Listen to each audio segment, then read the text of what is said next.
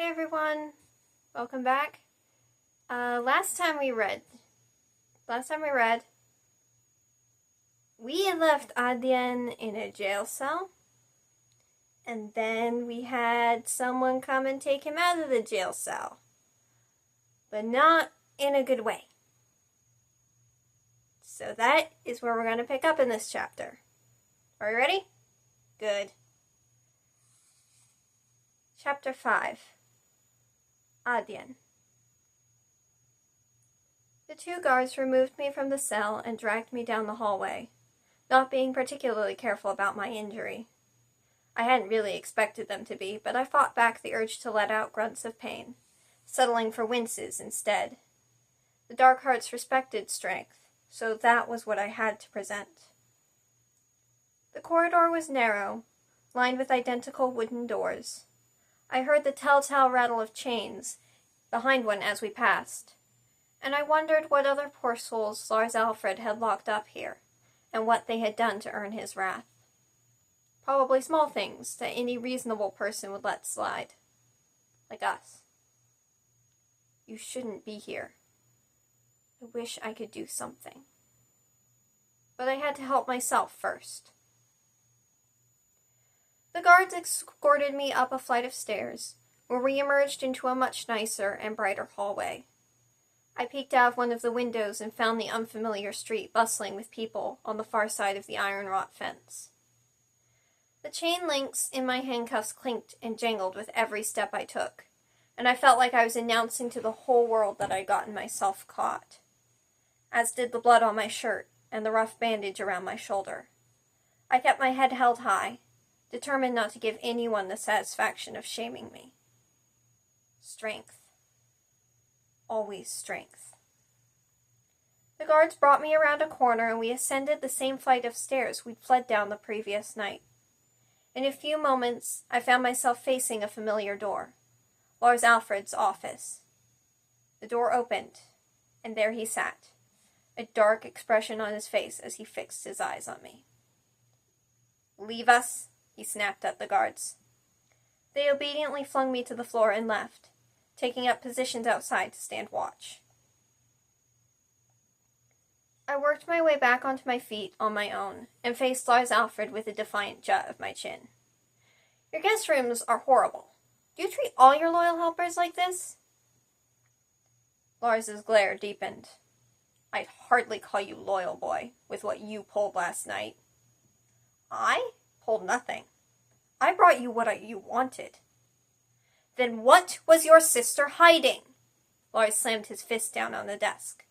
"Was she not aware of the stipulations of our agreement? Everything you take belongs to me." I chose to remain silent. Lars Alfred sat back. "In light of that, our promise is broken, and I want Aster." That horrible hunger glinted in his eyes again. "Unfortunately, you enabled her to get away from me. So, where is she?" Aster made it out. She's safe for now. At least that was some good news. I fought to hide my obvious relief. He can't hold anything over me now. "Why would I ever tell you that, sir?" "Where do you live? Sure you live somewhere." Lars's voice carried a hint of impatience. "Well, last night I stayed in your lovely prison, so I think you know the answer to that." "That's not what I asked." I dropped the sarcastic smile I carried and glowered at Lars instead. "I'm not telling you." "Oh, I think you will." Lars leaned forward, bringing his ugly face closer to mine. "Otherwise I will be forced to employ some methods that you might not like." "You can try," I replied stubbornly, and I knew that I could withstand whatever Lars threw at me if it meant Aster remained safe. "Why do you insist on making this so hard, Adyen?" Lars rose from his seat. "I'll be so much kinder to you if you just tell me where your sister is." "Well, that's the thing," I said. "I don't want it to be easy. There is nothing you can do that will make me give away anything." I didn't bother to hide my hostility. She doesn't belong to you, or anyone, you self-entitled turnip. And I'm her brother, so it's my job to... Lars Alfred kicked me in the stomach. I fell, landing hard on my backside without my arms to break my tumble. I choked, searching for air. My stomach and chest exploded with pain. Lars approached me as I sat crumpled on the floor, kneeling down to look me in the eye. "Would you like to know something?"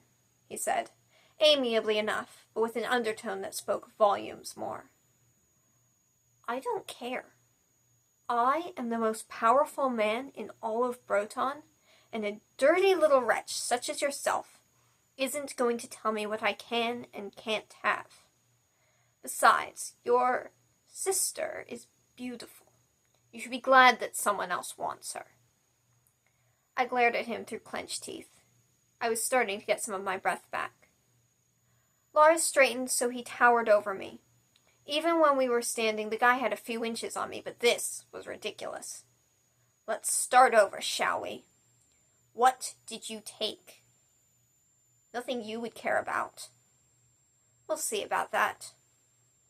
Again, I did not answer. "What did you take?"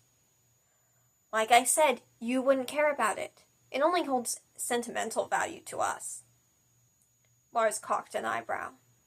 "And what kind of sentimental items would be found in the Painted Wolves' headquarters? Did you have a former connection with them?" "No," I answered, allowing a small smile to cross my face as I fed more misinformation to the crime boss. "But they collect things from all over, and while Aster and I have lived here all our lives, our ancestors weren't from here, as you can surely tell. We're from Cheeburg, far away. We found a Cheeburg ornament while we were searching for the jewel, and as we have always held on to our family's heritage, we took it. We brought you your item. What more do you want?" To my credit, the part about Cheeburg was true. However, I couldn't care less about Cheeburg culture. As far as anyone was concerned, we were fully and completely Skyran. Lars just sneered at me. "Weakling. I honestly thought better of you than that. And furthermore, you're lying.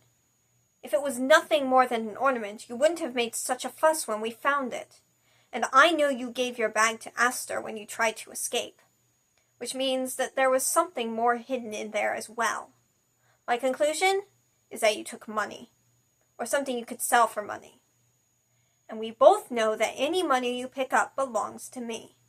Really, Adyen, how could you be so foolish?" "Good guess," I said, careful to keep my tone non-committal. I wasn't going to give him the satisfaction of knowing he'd hit the mark. "What else have you got for me?" "Which brings us to our next point," Lars said. "Where's the money?" He thinks he's clever, but I knew better. He was trying to trick me into telling where Aster was, which was never going to happen. "How should I know?" I shrugged. "You had me captured at the time, remember?" This time, Lars punched me in the jaw. I stumbled, the side of my face aching from the impact. I tasted blood in my mouth. "Every time you refused to answer, I hit you again," he growled. He wrung out his hand and clenched his fingers again. "Clear?" "Clear as crystal, sir." I pulled myself back onto my feet using the edge of the desk. "Still doesn't mean I'm going to tell you anything." Another punch sent me back to the ground again, followed by a kick. "How much longer are you going to do this to me, Adyen?" I heard Lars Alfred say. "Just tell me what I want to know." "Never." I pried my face off the ground. "Then the longer you resist, the longer this will go on." Yanking me up by my injured arm, which caused me to cry out in spite of myself, Lars dragged me to my feet and tossed me roughly into a chair in front of his desk. He leaned over me, hands gripping the chair arms. "If pain isn't going to be effective, then I suppose I'm going to have to try something else." A tinge of unease shot through me.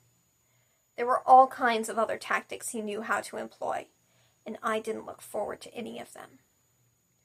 But I would endure them. That much I was certain of. What if I told you that your sister's beauty isn't the only reason why I want her? Lars said, a sinister smile playing around his lips. What if there's a very specific job that I need her very specific talents for? What, her knife skills? I said, but I could feel my unease growing. There were only so many places this could be going. No. Lars's glee seemed to be growing, although I've heard those are a sight to behold. No. I need her other talent. No. No. How did he find out about that? Lars leaned forward until our foreheads almost touched. I know, Adyen. I know that your sister has the ancient ability to kill with nothing more than a touch. And furthermore, I know that as her twin, you have the ability to heal. I need you both for a very special job. So tell me what I need to know.